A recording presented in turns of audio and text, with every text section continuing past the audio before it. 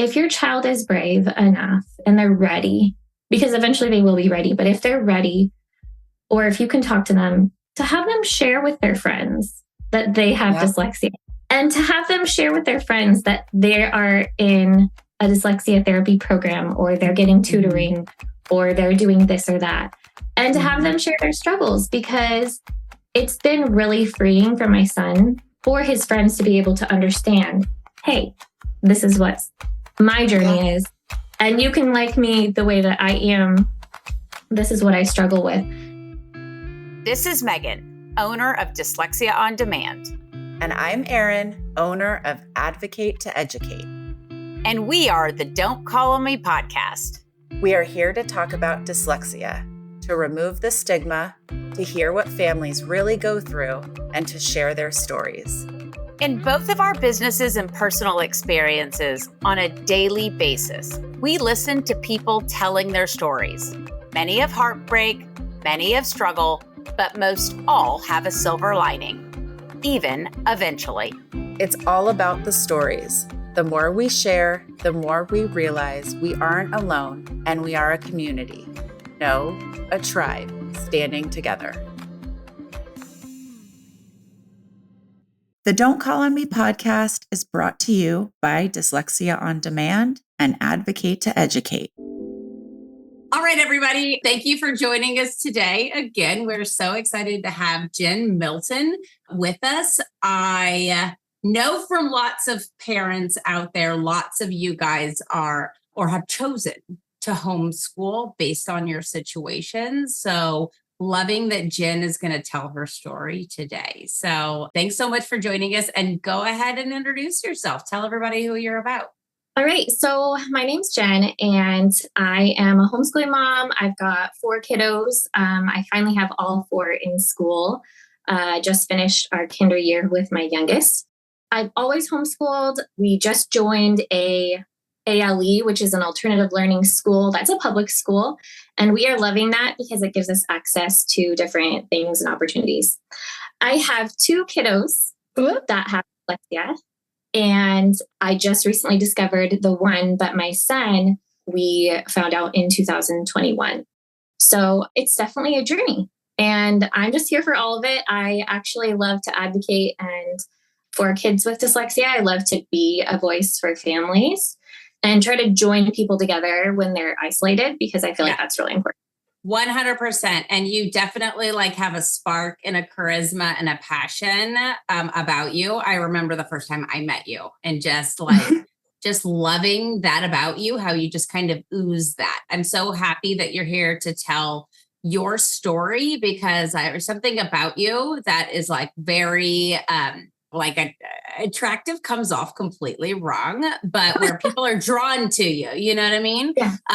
Because you just have that natural interest and willingness. And, so I think that your story is going to be really beneficial. So tell us about your journey, just in general. So, and it could be with both kids, either way. Yeah. So our journey with dyslexia started actually at the optometrist office of all places, which is really interesting. Now, our journey is a little different because we didn't have public school testing, and we didn't have anyone from the outside giving perspective. As a homeschool mom, we were in co-ops. But one thing I really wanted to share today that I feel like is so important is something really interesting in the homeschool community. So for those who are homeschooling from the beginning, one thing that's really interesting, and I won't say that it's wrong, but I will say that it's concerning, is there's this narrative that children don't need to read right away. Oh my God, I was hoping you would say this. Yes. Yeah. So there's a narrative that kids will take their time, and that it's just fine if they wait a while, and that there's nothing wrong with them if they don't read early. I listened to that narrative because it was gentle and kind, and I really appreciate the gentleness of it. But I also feel sad that I didn't question anything, and that I just kind of assumed that my son was a little bit different in the way that he was wanting to learn, and that he was going to take his time, and that partially it was my fault that he wasn't learning, and partially that I was doing everything wrong. or maybe that he was lazy and that he was just ornery. And those were all incorrect. He wasn't going to learn in time how to read. And I wasn't doing anything wrong. And there was something wrong. So my new motto as a mom, not just with dyslexia, but everything in the circle of motherhood, is that if you think something's wrong, you're probably right. Yeah. And I think that in the world today, we are very much dismissed a lot of the time as mothers, even though it's 2024 and we are as encouraged as ever as women to be, strong and in the workplace and all these different things.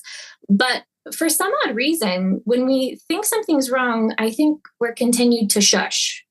And I knew something was wrong, but I just couldn't manage to get past that narrative of, well, it's just going to take a little bit more time for him and he'll get it one day and there's nothing wrong with him. He's just on a different pace. And so I'm really glad for my optometrist, which is just wild. What a funny place. But she's a really intelligent woman. And she said, you know what, Jen? He's not identifying any letters whatsoever. He has zero interest. I think he has some processing disorders and you might want to get him evaluated. And I'm so glad that she said that to me. It was the beginning of my eyes opening. But at that point, I had really young kids and I was a little bit over my head. And I was still hearing the narrative that we needed to wait because he would figure it out. So that's how our journey began. We didn't actually figure out that he had dyslexia until way later, mostly because I didn't know how to get information. My regular doctor for my son, I had mentioned it. He didn't know where to point me. We didn't have a school resource. I didn't have anyone in my life that was open and honest about this disability. So I had no idea that anyone had anything wrong. I also didn't really know what was wrong. So in 2021, we had him tested privately by a special ed principal who was actually locally here testing kiddos privately. Paid a ton of money, bless our souls, and discovered that he is severely dyslexic and that his likelihood of reading was very low. So, yeah. So just about the comment that you made that I think is just so important and powerful about the homeschool community. And and it actually also translates to the Montessori world. I get it. It's like that gentle kind of approach and quote me, I could be wrong, but the Charlotte Mason like approach, right? Of like, they don't need to read, let them play, let them what. And then at that point in which their brains are ready and developing, then we start to push reading. I get it. And I can understand where that's coming from. And I'm not a Montessori hater. I'm not, because I think that for a lot of kids, it's a fabulous environment. But the problem is that when we have a child with a learning disability, then we don't discover it. And it's not that it's too late to discover it at 8, right? But we have lost this amazing window of time in which we can do that early intervention for their brain and completely change their life. And not just that, if we're in the Montessori environment, likely just like you, we don't have a school resource that is going to test them. Or, I'm not to say that the school knows everything about literacy instruction, but just people who are a little bit more, there's like a system, there's a net that in theory is supposed to catch them. That's a hard one. And every parent that comes to me too, that I talk to, who's done it's the Montessori route too. And there just isn't a lot of explicit instruction in that one too. And you're right. Some kids are just going to naturally kind of pick it up. And, studies show that it's about 35% of kids who are just going to naturally get reading with just a little bit of exposure, but the majority that doesn't work for them. So yeah, I wanted to just add something as an opportunity as a homeschool parent, and getting information when your kids are young and you're actually, in charge of what curriculum you're using. If you're not using one of the like homeschool online curriculums that send you everything, and being able to start from the beginning with the approach that will work for your child. I think that that's the gift that Megan's speaking of when she's talking about that's the biggest gift you can give them, because if they were to start school somewhere else and just be thrown into the curriculum, it could very well be the wrong curriculum. The other thing that I wanted to bring up is the eye doctor in general, because I'm always fascinated when I go with my kids to the eye doctor and, why there is not like just something on their chart that, around the ages 4, 5, and 6, and definitely past that, once you get past that, it's a definite. When they ask, this is what our doctor asks, do you want pictures or letters? And number one, I wish all eye doctors did that. Ask the child, do you want pictures or letters? Because if they don't, it's another potential risk for kids to get embarrassed. So they have a real opening for kindness and an opportunity to make a child feel, number one, that they're safe to come back to that environment. And number two, that they don't have to be put on the spot, because it's like reading out loud, technically, when they're saying, name these letters, right? So that's something that, why not on the chart? Do they just keep track of that? It's another opportunity for us to get innovative about how we are identifying these kids. Megan, it's like side note here, like that in itself is like a business, like a kit to send to doctors' offices and optometrist offices that give them just that little bit of information that says, if they answer yes to 5 of these questions, send them our way and we will for free tell them what direction they need to go in, because they don't have the information. And it's maddening. Well, I was just going to say, I think teachers need a tiny packet as well. Well, yeah, they should have had a whole training on it in college, but they don't even teach reading in college. But like, it's more red tape. That's the reason, the red tape behind that is way harder to get past. And I actually do feel after, I know some pediatricians, I actually do feel like they want the information desperately. But unfortunately, our pediatricians are so swamped, just like educators. So it's almost like we just need to give them something quick and easy and, infographic. An infographic. Yep. Infographic, real quick. Yeah. So he was tested. And then I think the other hurdle after you get tested is, what do you do now? Exactly. I had experience teaching. And I tried all the different curriculums because, of course, the internet helps you find everything. And nothing was working. And I think one thing that has clicked since is that we jumped the ship way too many times for my son. So, when you have dyslexia, your brain is not as much of a vending machine as everyone else's is. You put the dollar in and the candy bar never comes out. And so you think you need a different, you need to press different buttons, or you need to put in more money, or you need to work more magic or shake the machine, And so I always tried something new for him. And I think I had talked to you about this, Megan. And it was so tiring for him. And nothing was working. And we were just both frustrated because I didn't understand why he couldn't understand. And he didn't know why I couldn't understand because, I really couldn't understand. I think the bigger failure was me not being able to understand how he felt having that struggle. And it's just amazing that we have gotten through all of this, and he and I are still a team, because it's been really hard, especially as a homeschool mom, being his only mentor and having him see how hard we've had to struggle.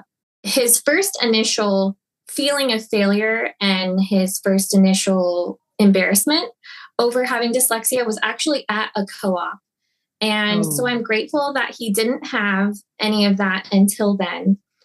And the reason I mention it is because it's similar to a classroom, right? But the co-op definitely was where he started to have anxiety and he didn't want to go anymore. And I just realized, we've got to do something different. So we decided to go to this ALE program.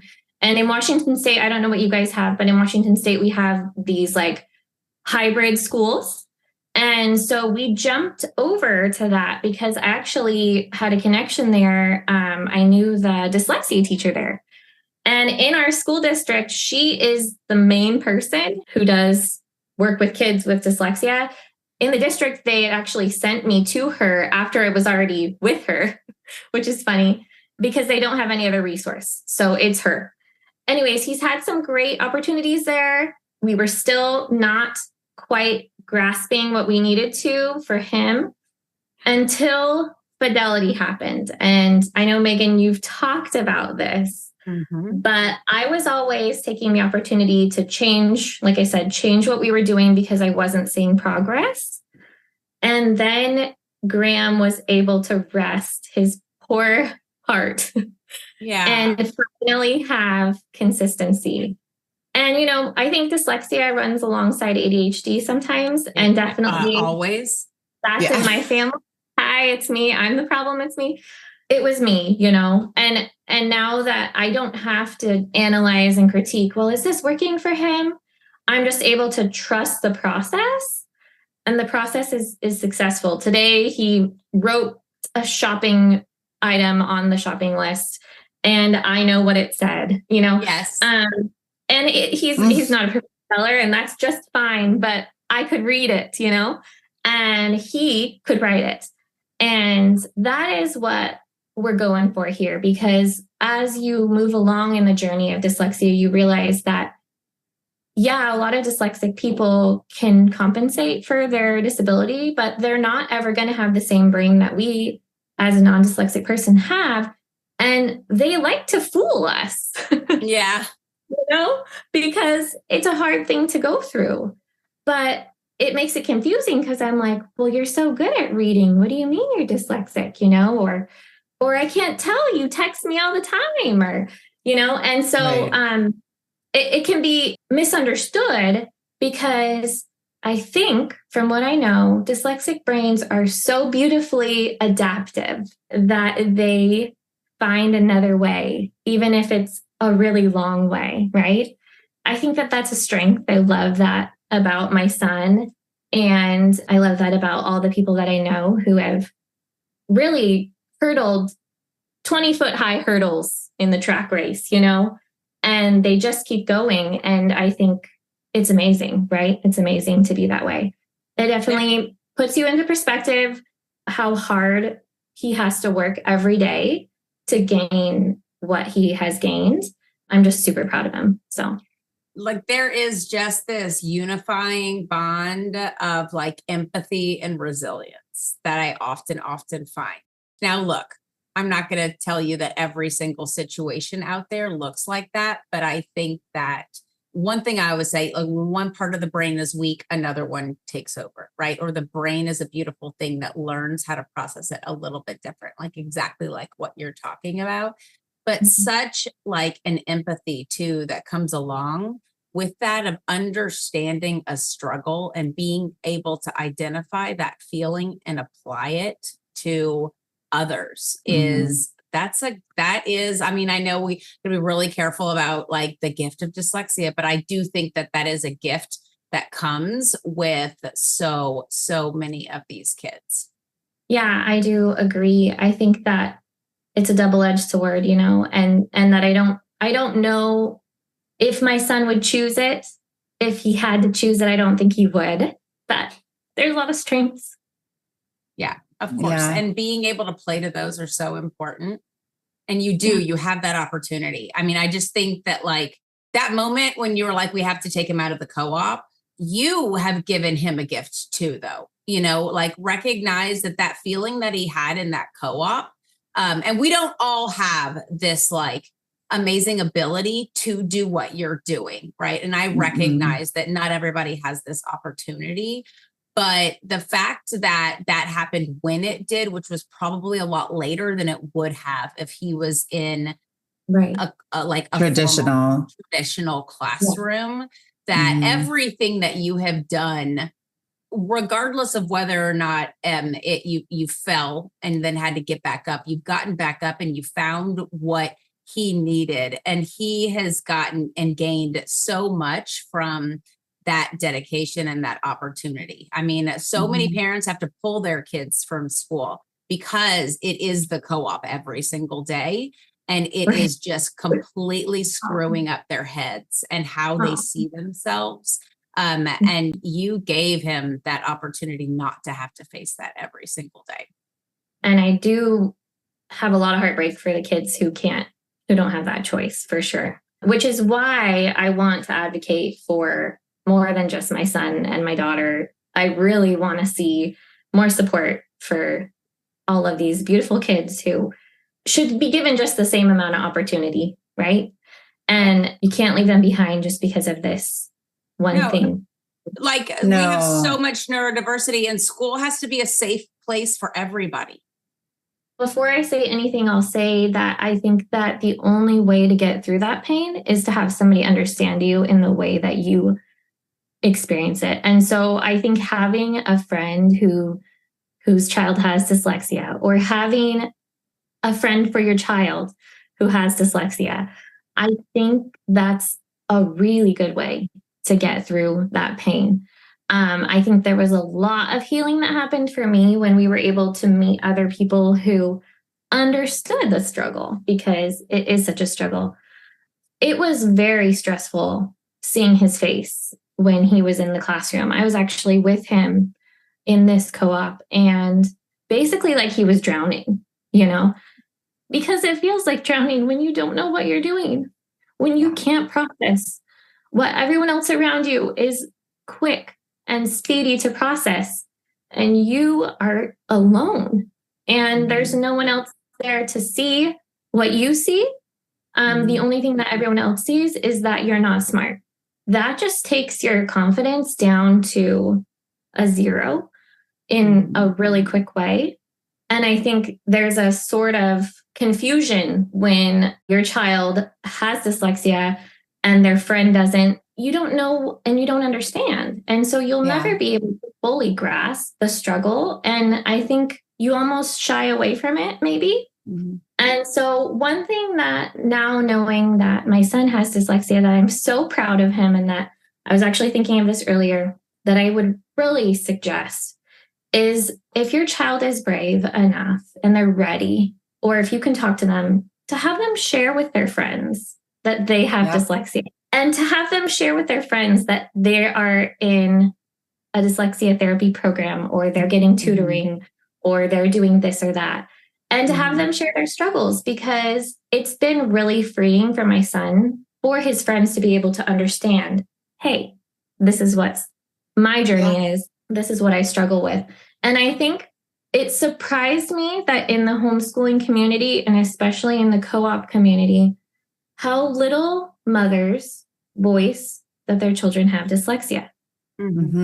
And how little people share that. And I want to be gentle, because I know that having a disability must be a fragile thing to share, right? But also, how many more people can know and be understood and have community with you if you share? Totally. Yeah. And share, you never know. And then you never know. Yeah. And so I've been really shocked, because in using my voice, I have heard some strong leaders in our community that have said, oh yeah, and I have a child with dyslexia. And I said to them, why didn't you ever say anything? Because I would have loved to have your support earlier, I hope that people can understand my goal in sharing that is just so that, because I said community is like the only way we got through the pain. Yeah. Does that make sense? And so when we had community, we felt so much relief. Oh my gosh. There really should be and maybe it's your calling, I don't know, but there needs to be homeschooling for dyslexic kids.com. And you need to have that information out there that is like, listen, it's 20% of our children in homeschools. So you could very easily be in that 20%. It's the stigma. It's the stigma around it being called a disability and a disorder. This isn't a disability, and it's not a superpower either.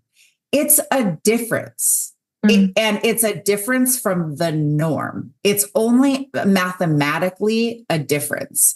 It's just the way that people are right-handed and left-handed. Like if you're left-handed, you are going to smudge your paper. And that's just part of being left-handed because ink doesn't dry fast enough for those that are lucky enough to be right-handed. It's the same thing for dyslexics in education. We just need to be taught a different way. And once we're taught a different way, we may not be as speedy as somebody else, but we're going to be able to get enough information that being taught in the way that we learn to survive, and it's going to be fine. And even more than that, some dyslexics obviously become writers and all the things that you would think they weren't going to become, or avid readers or whatever. So it's the way that it's all framed and everything is so clinically based instead of just being as simple as for like the English language learners.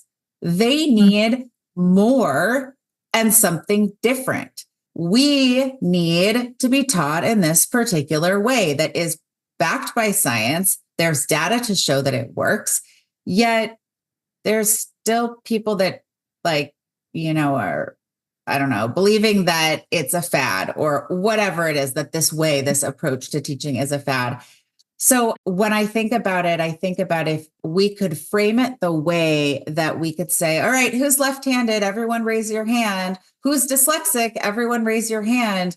It would be like no big deal, but that becomes a whole, well, now you're in special education and then there's a stigma and then there's this and then there's that. And at the end of the day, kids with dyslexia, I really, unfortunately, I was going to say, I don't believe they are in the same camp as special education, but it really shouldn't, the special education should also not have that stigma. So I could go round and round with the stigma, but more so, that's the reason I believe parents don't want to label it. They don't want to have it stigmatized. And so once the stigma can change, then more people would be open about it. Tell me, as far as like now, what is his plan and path now for his intervention? Yeah, so he is now with Dyslexia On Demand online tutoring in our home, which I absolutely love because we've had vision therapy and, going to the eye doctor's office multiple times a week with 4 kids was just a blast, let me tell you. Yeah, sure. And so I'm really glad, not only is it saving, $10 in gas every time probably or more, but also just the time savings too, and the convenience and the privacy. I think that's a really big thing for him. He really enjoys the privacy of interesting. Yeah, of his therapy online because it's in his room with his computer and nobody's watching. And so he's able to really gain I feel like his focus is just on what he's doing and he's not worried about anyone watching him. And we're talking about someone who, it's very severe for him. So, this is just going to be a way for him to fill out his paperwork and, do what he needs to do to get his tools in the right places so he can live his life. He's going to read his books with his ears in his lifetime, I'm sure. But this is just a way for him to not be afraid of words, right? And to not avoid them like the plague. Because I remember watching him look at books or papers or anything. He looked like it had germs on it. And I laugh now because he doesn't do that anymore.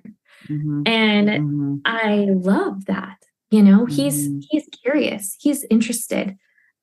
Because there's a possibility for him that he might know what it says. And that's just super, super exciting. He had his first birthday party. I was telling Megan, his first birthday party where he read his cards. And, nothing better. Nothing better. And being that he came from being so terrified to being willing to take that risk amongst his family is a huge deal. That's huge. Yeah. Totally. Wow. And the key that unlocked that is that we taught him how to read in the way that his brain needed it. And like back to that, like we're all talking about that normalization. And Eryn, I loved the left hand, right hand thing. Yeah. I love that. And the place that needs to be normalized, where it needs to start is in college classes for elementary education majors. The majority still today of elementary education instructional college curriculum, none of it includes how to teach a child to read. None of it is structured literacy, which is, it takes a lot to learn that. And I'm just like, what are you teaching if you're not teaching that? And I'm speaking as somebody who back in 1994, I started my elementary education like journey in college. And that's how it was back then. When I talk to recent college grads of this same thing, not just at my school, that is how it is. Right. So what it needs to be done, and dyslexia was never mentioned once, by the way. So if we started that then, and they came to the campus with the expectation of understanding what multisensory literacy instruction looks like. And look, you don't have to be a professional or an expert, right? I don't want to be out of a job, but I do want kids to have access to understanding. There is a place for CALTs. Those are the ones where that didn't work in the classroom, right? They are more severe. They need that individualization. But I would much rather be out of a business out of a job, if that meant that all kids had this access and opportunity. And what I always tell everybody, it is brain science. Like anything that I learn to do in a multisensory way, I am going to retain better if I read a recipe or if I cook a recipe, which one I'm going to remember better. And if we teach literacy that way from kinder, from the jump, we are eliminating a lot of the reason that like kids, because we can change their standard scores. By the way, I don't know if anybody knows this, you can change the standard scores so they don't even qualify for dyslexia if we do it young enough. And so if every teacher, not we're like dyslexia specialists, but if we took this attitude of like everyone in the classroom has to learn it the way their brain receives it, and everyone at least had a base level understanding, and that awareness of dyslexia was so much more present. And even if we don't label it dyslexia, when we have a gap, guess what? Multisensory structured literacy is what closes that gap for everyone. It just seems like a no-brainer to so many people, and like every face on this screen right now, every voice that you're hearing, it's a no-brainer and a money saver. Like with time, but instead we like to do things the back-asswards way, you know, and damage and cause trauma and all that kind of stuff. Right. Yeah. So you have 4 kids, so you kind of have like your own classroom. Like how does that work in the dynamic of I guess homeschooling? And are you doing everything individual with each of them separate? So meaning like, does your son get jealous of his siblings that certain things come easier to them? How does that work in that dynamic? I would say that my kids all have different strengths and weaknesses. I've always tried to be private with my son's struggles as far as the kiddos that have strengths in reading. I wouldn't ever have him read in front of them, right? As far as having 2 kids with dyslexia, there's a bond there that's pretty precious. My 6-year-old's like, so I'm like you, right, Graham? I'm like you. And she's, I guess, completely unfazed, honestly. She doesn't even care. And it's kind of exciting to me because she feels relatable. She feels heard. She feels like she's normal. So I think the narrative in our house is a little different now, right, than it was at the beginning. Discovering that she had dyslexia was hard because, again, if you think something's wrong, you're probably right. I kind of had a feeling that she was struggling. If I can describe it anyway, it's like my kids kind of think paper is scary. You know, they look at workbooks and they're like, can you get that torn out of the page? Very And much so. And I saw other kids actually in her classroom because I volunteered in her kindergarten ALE classroom.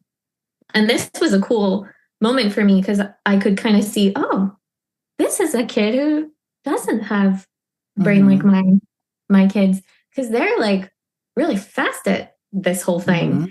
And it wasn't sad for me, but it was eye-opening for me that I'm like, oh, so we're on the right trajectory. We know what we're doing. We've done this before. She feels confident. I am really hoping that early intervention is going to continue her confidence. And, we're just going to make graphic t-shirts that say, cool, we have a dyslexic brain, like you have a left hand or whatever. We'll have to think of something, Eryn. Yeah. But I've actually thought about that because I think, like I said, I think it's not necessarily that it's a superpower because it makes things hard, right? It makes things that are easy for some people hard for you.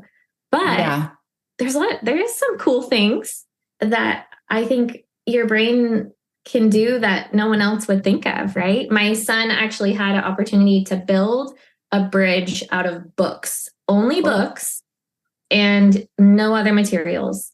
And he had to get 2 chairs together with a bridge of books. And all of the kids in his co-op classroom, this was the same year that he was drowning, but all of the kids in his co-op classroom were like, I have no idea how to do this. They were looking at it like, I just can't. They just sat there and they were stunned, And my son just quietly sneaks in and kind of almost in the most humble way became the leader of the project and said, I think this is what we need to do, guys. The book bridge held his teacher up, you guys. Oh my gosh. She sat on the bridge. I have a picture. I should send it. The pride you must have felt. Right? And so I think to really see all the colors of having a brain that is different in this way and see that there are so many highs and so many lows, and to really enjoy the process of celebrating when things are going well, and to really be there present with your kid and say, holy moly, I'm proud of you. You know how I love that you use the phrase like see all the colors. I think that the reason that so many people like have really pushed down this dyslexia is a superpower is that, they're so knee deep in the what that it's hard to maintain that perspective of seeing all the colors, right? Because it has been more adversity than they would accept again voluntarily in their life. But I think that having people to lead you in that reflection of where the strengths do occur is, I think, really powerful for kids. Thanks for taking time to hear our story. I feel weird that it's special or even worthy of listening to, but I appreciate you guys hearing our story. And sorry, my son couldn't be here. He's not a public speaker. So I didn't even ask him because he's like, no, mom, no. He didn't. He was bummed that I even interrupted his internet so that I could use all the internet. That's what. And you're I was like, I'm gonna come say hi, but he's like, no, I'm not saying hi. Your story is valuable, by the way. I think that it's identifiable. I think that there's so many parents who have taken your route. And just for anybody who's kind of fumbling through the weeds, I don't think that we don't all have to have like some story that is like, we, testified in front of the legislature, during the legislative, we don't need that story. Like we just need the reality of the day to day and what everyone's walk is, whether or not it's a parent or a child or just an individual adult who's living with dyslexia. It's just what your story is. And the more that we share those stories, the more that there's power behind us and, there's more voice. So thank you. We just really appreciate you taking the time today. All right. Well, I'm going to go, and I'm looking forward to hearing you guys and seeing what this podcast does for all the people in this community. So I love it. Thanks, guys. We got our fingers crossed too. Okay, bye. Today's episode is sponsored by Dyslexia On Demand. Dyslexia On Demand uses only the highest trained dyslexia therapists, and it's all one-on-one and individualized to your child's needs. The best part is that it doesn't matter where you're located because it's all virtual. Visit us at dyslexiaondemand.com to learn more. Today's episode is sponsored by Advocate to Educate. We help parents navigate through the confusing maze of special education in public schools in California. We support families starting as early as preschool through 12th grade, creating individual education plans to support the specific needs of your unique and amazing child. To learn more, go to our website, advocatetoeducate.com. We're glad you tuned in today. To continue the conversation and be a part of our growing community, follow us on our social media channels and YouTube. Visit don'tcallonme.com to share your experiences and learn from others. Every story shared is a step toward greater awareness and inclusivity. Join us in making a difference, and don't miss our next enlightening episode.